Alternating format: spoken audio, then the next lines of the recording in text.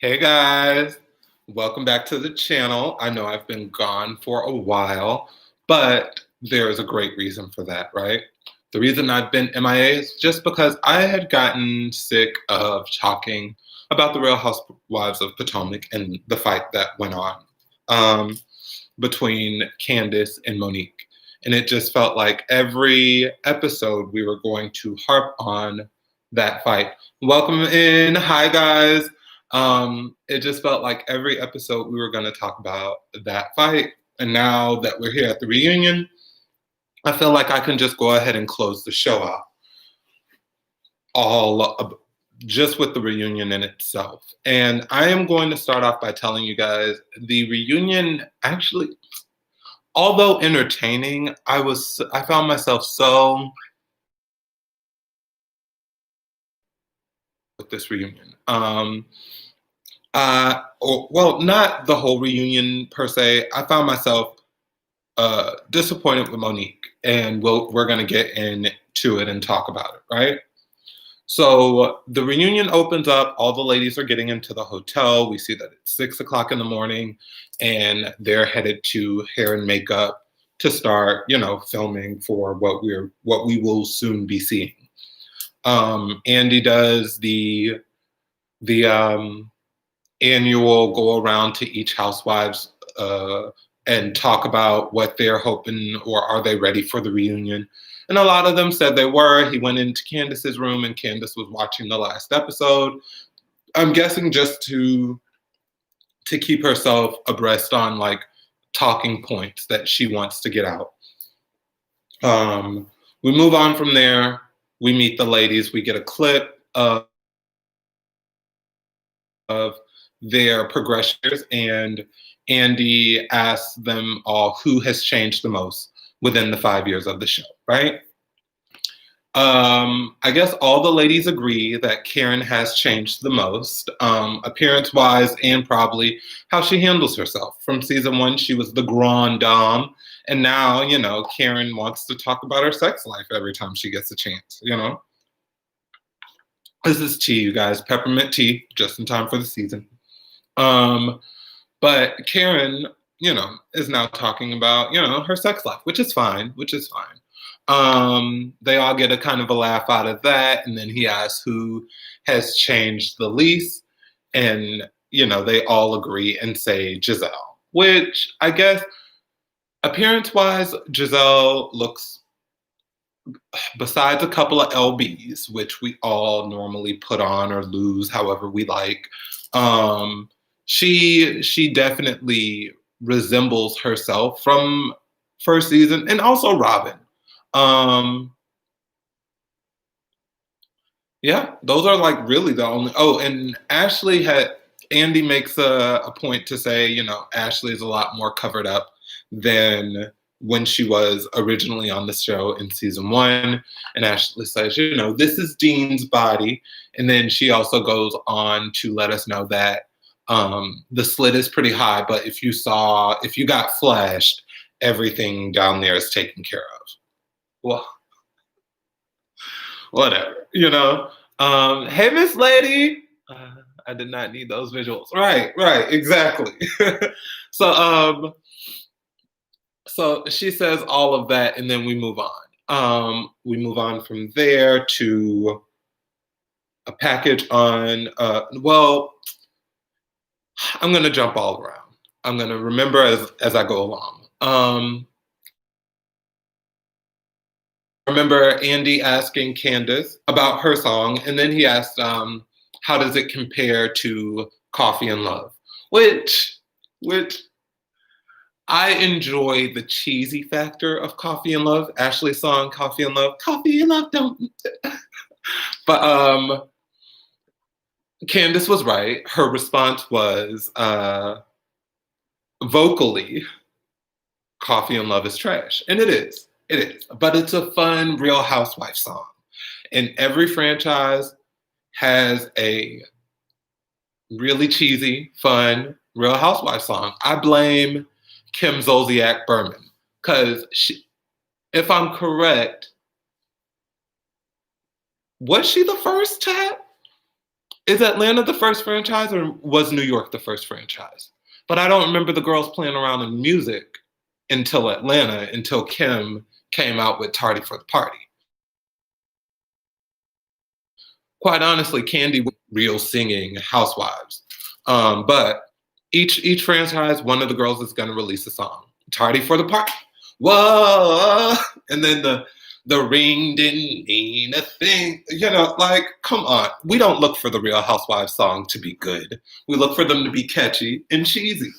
Um, so, um, Ashley, of course, got offended by that. She said, I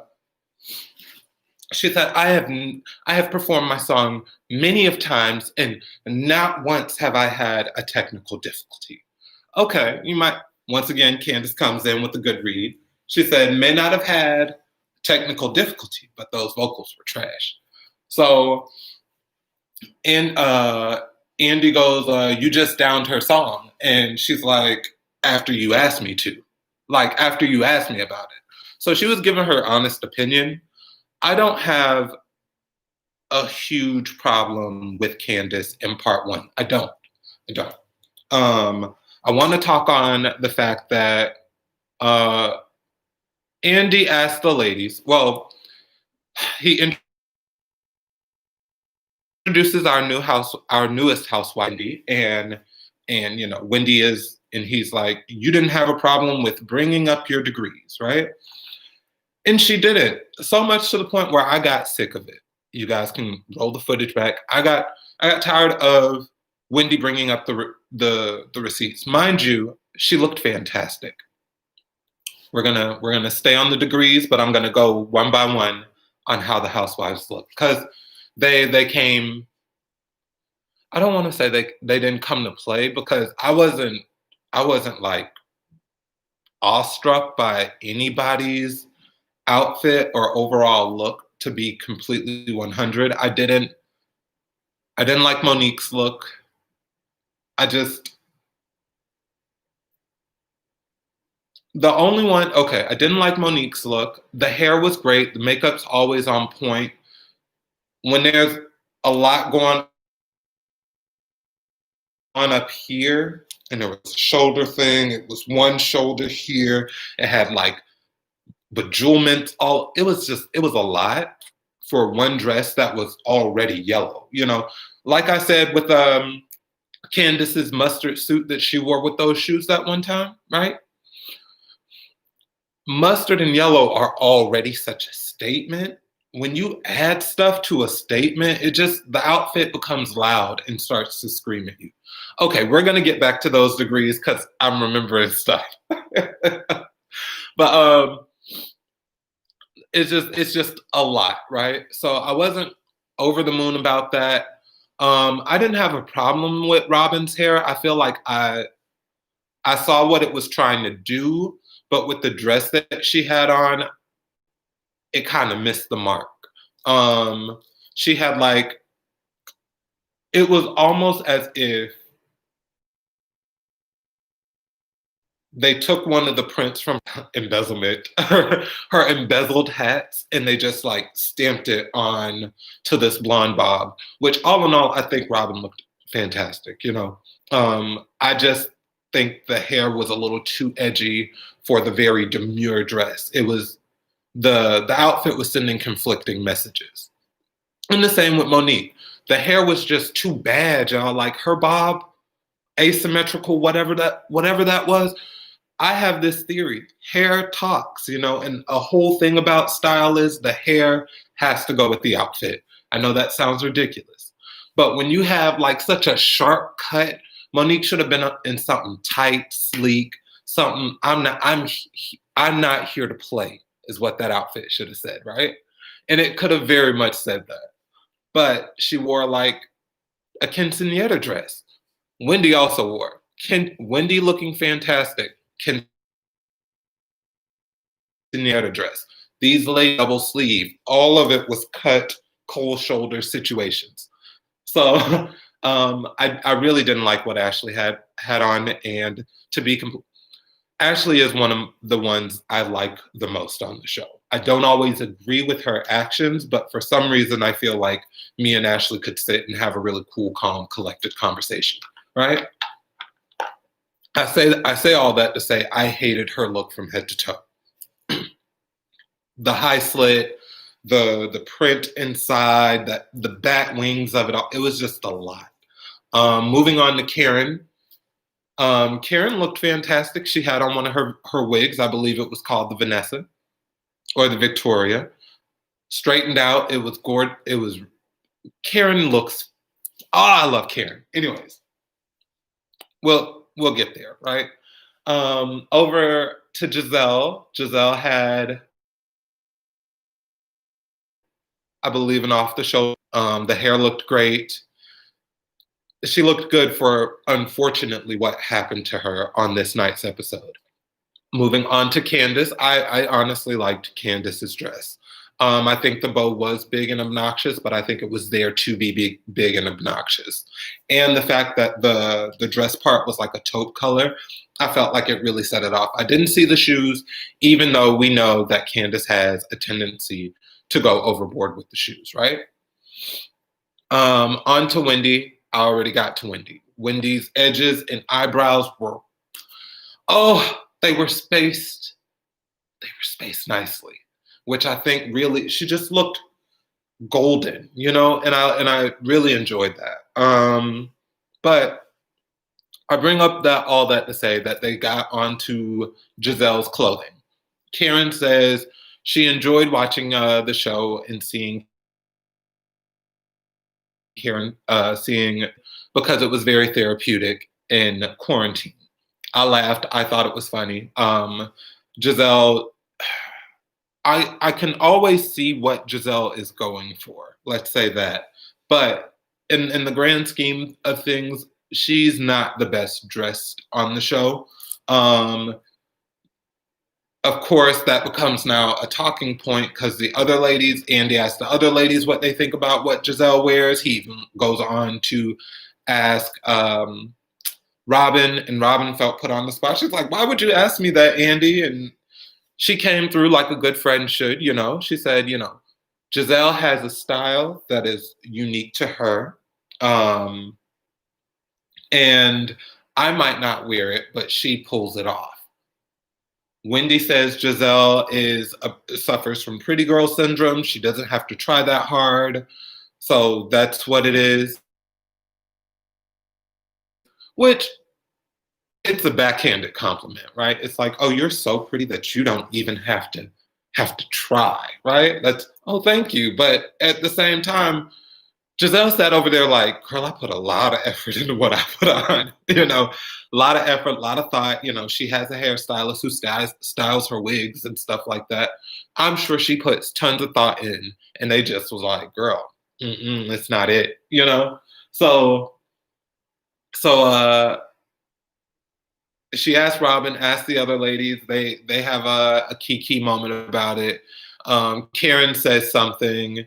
And then Giselle says, Karen's Geritol has just kicked in. Karen finally says, what I've been saying all season long is, I'm not that far in age from you. She's like 7 years older than you. No. Choo-choo, the Geritol train is rolling your way real quick. Giselle, you're no longer a spring chicken. So to say. Karen called her remark ageist, or she said it's aged. Yeah, she said you're being ageist. And then Wendy corrected and said ageism. Both terms are correct, so I don't know why Wendy corrected Karen. Neither here nor there.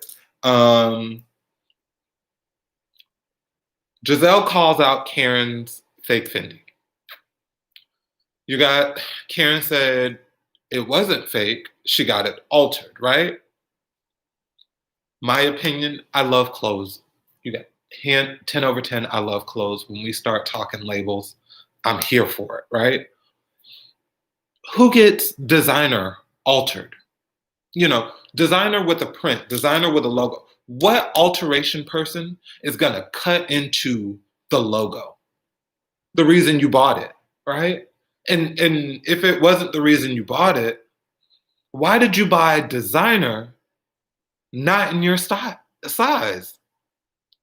Who goes? You're going to Louis Vuitton, right? You're about to drop $1,000 on a t-shirt, and you're not going to get it in your size. You're going to get it altered, and all in all, it was fake. You know, I went online afterwards because I know Fendi and Fila did a collaboration, and the way the E's on the dress looked like, it looked like a Fendi Fila collab, right? So I went online and I looked up the dress. The dress is off the shoulders. It has 3 Fendi in front of it between 2 stars, right? Karen's Fendi was here and here. She had 2 and then 1 on the back. Now, how big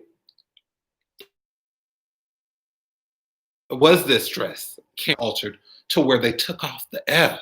Anyway, neither here nor there, right? So, and I know for a fact that the housewives and people who we think are well-to-do, they buy knockoffs, you guys. I used to have this really big, staunch, oh my God, you can never catch me in a knockoff. Because when I was in middle school, I was caught in a knockoff. Fat Farm was a thing. I wanted a pair of the sneakers really bad, and I was spoiled in the realm of I got it, but I got the fake it, and I didn't know it was fake until someone called it out. So the sneakers were really hot. They were a big thing. I had a pair of Fat Farms, and I felt like a part of the crowd, right? Until some girl in a pair of Fat Farm sneakers in front of me in line in the cafeteria one day. She looks back and she goes, "Why are your P's backwards?" Right?